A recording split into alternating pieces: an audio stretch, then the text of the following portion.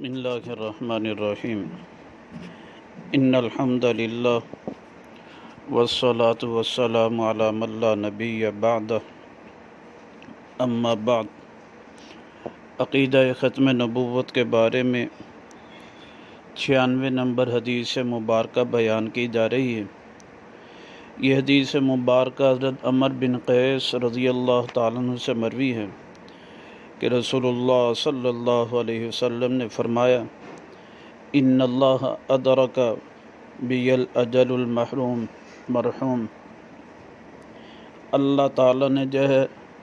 مجھے ایک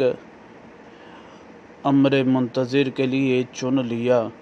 واختارنی اختیاراً، اور میرا انتخاب کیا، فنحن الآخرون ونحن السابقون یوم القیامہ، پس ہم سب سے آخر والے بھی ہوں گے اور سب کر لے جانے والے ہوں گے قیامت کے دن جو ہے۔ وَإِنِّي قَائِلٌ قَوْلًا غَيْرَ فَخْرٍ، اور بے شک میں یہ بات کہنے والا ہوں جی فخر کے بغیر۔ ابراہیم خلیل اللہ، ابراہیم اللہ کے خلیل ہیں،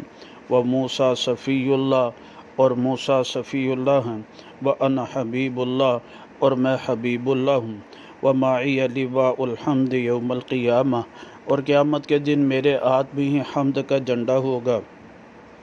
اس حدیث مبارکہ میں نبی پاک صلی اللہ علیہ وسلم نے اس امت کی بھی فضیلت بیان کی اور اپنی بھی فضیلت ساتھ ہی بیان کر دی کہ فنحن الآخرون ونحن السابقون یوم القیامہ، کہ ہم ہے تو